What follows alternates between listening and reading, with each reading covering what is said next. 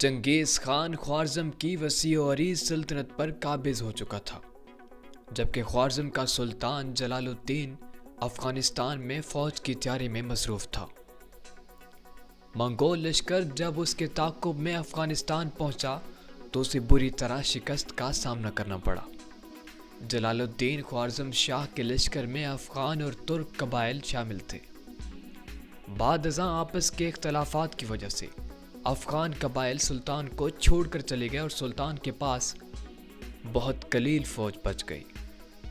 یہ بات ہے 1220 کی کہ جب بغداد مسلمانوں کا مرکزی شہر تھا اور بنو عباس کی حکومت تھی۔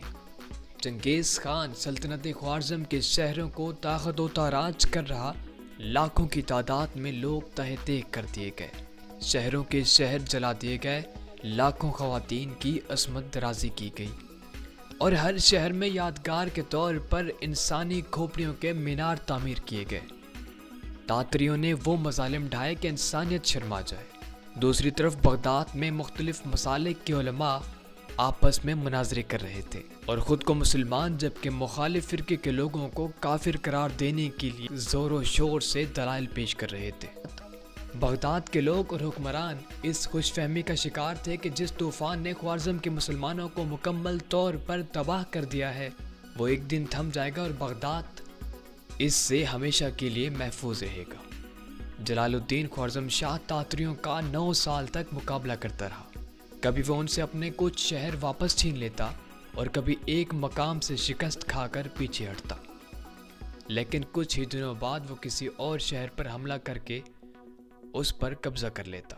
اس دوران جلال الدین خوارزم شاہ نے ہندوستان سے مدد حاصل کرنے کے لیے وہاں مسلمان حکمران شمس الدین التمش کے پاس اپنے ایلچی بھیجے۔ سلطان التمش نے خوارزم شاہ کو یقین دہانی کرائی کہ اگر خلیفہ بغداد اس کی مدد کے لیے تیار ہو جائے تو ہندوستان سے بھی کافی بڑا لشکر روانہ کر دیا جائے گا۔ جلال الدین خوارزم شاہ نے تاتریوں سے فیصلہ کن جنگ کا ارادہ کر لیا اور اپنی قاصد کو بغداد روانہ کر کے خود بغداد سے باہر اپنی چھوٹی سی فوج کے ساتھ خلیفہ مستنصر باللہ کے جواب کا انتظار کرنے لگا۔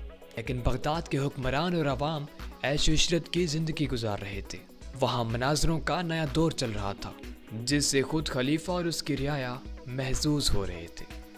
ان کو کسی کے فائدے نقصان سے کوئی غرض نہیں تھی۔ خوارزم شاہ کو سوائے مایوسی کے کچھ حاصل اور وہ دل برداشتہ ہو کر بیابانوں کی طرف رخ کر گیا اور کسی کو اس کے متعلق کچھ معلوم نہ ہوا۔ اہل بغداد خود کو جس طوفان سے محفوظ تصور کر رہے تھے، چند سال بعد ہی وہی طوفان تباہی بن کر ہلاکو خان کی صورت میں ان کے دروازوں پر دستک دے رہا تھا۔ یہ بات ہے 1288 کی اور المیہ یہ ہے کہ منگول فوج بغداد کا محاصرہ کر چکی تھی، لیکن بغداد میں اس طرح مناظروں کی محفلیں گرم تھیں۔ شیعہ اور سنی علماء ایک دوسرے کے خلاف بڑھ چڑھ کر دلائل پیش کر رہے تھے اور ان کے ہزاروں حامی نعرے لاتوں اور گھوسوں سے اپنی برتری منوا رہے تھے۔ نہ اہل خلیفہ مستعصم باللہ نے شہر کی حفاظت کا کوئی خاطر خواہ انتظام نہ رکھا تھا اور نہ ہی فوج کی تیاری پر کوئی توجہ دی۔ محض 13 دن کے محاصرے کے بعد اہل بغداد نے ہتھیار ڈال دیے اور منگول لشکر کے لیے شہر کے دروازے کھول دیے۔ پھر منگولوں نے وہ تباہی مچائی جو اس سے قبل کسی نے نہیں دیکھی۔ خلیفہ کو چند دن بھوکا رکھنے کے بعد اس کے سامنے ایک ڈھکا ہوا خوان لایا گیا۔ خوان نے بے تابی سے ڈھکن اٹھایا تو دیکھا کہ برتن ہیرے جواہرات سے بھرا ہوا ہے۔ ہلاکو نے کہا کھاؤ۔ مستعصم باللہ نے کہا ہیرے کیسے کھاؤں؟ ہلاکو نے جواب دیا اگر تم ان ہیروں سے اپنے سپاہیوں کے لیے تلواریں اور تیر بنا لیتے تو میں دریا عبور نہ کر پاتا۔ عباسی خلیفہ نے جواب دیا خدا کی یہی مرضی تھی۔ ہلاکو نے کہا اچھا تو اب میں جو تمہارے ساتھ کرنے جا رہا ہوں وہ بھی خدا کی مرضی ہے۔ اس نے خلیفہ کو قالین میں لپیٹ کر اس کے اوپر گھوڑے توڑا دیے تاکہ زمین پر خون نہ بہے۔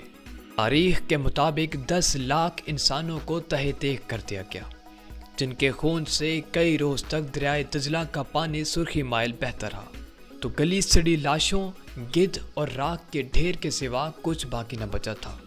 دوستو آج پھر ہم اسی طرح کے مذہبی منافرات کا شکار ہیں۔ اور دشمن ہمارے گلے کاٹ رہے ہیں۔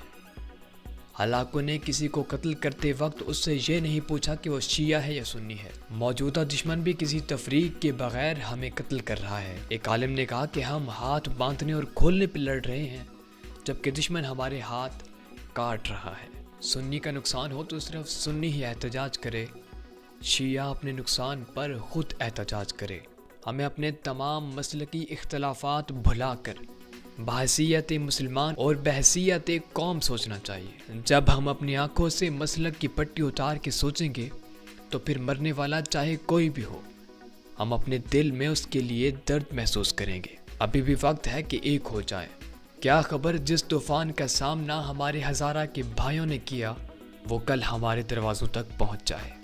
بے شک جن لوگوں نے اپنے دین کو جدا جدا کر دیا اور گروہ گروہ بن گئے، آپ کا ان سے کوئی تعلق نہیں، بس ان کا معاملہ اللہ تعالیٰ کے حوالے ہے، پھر ان کو ان کے اعمال کے بارے میں باخبر کرے گا۔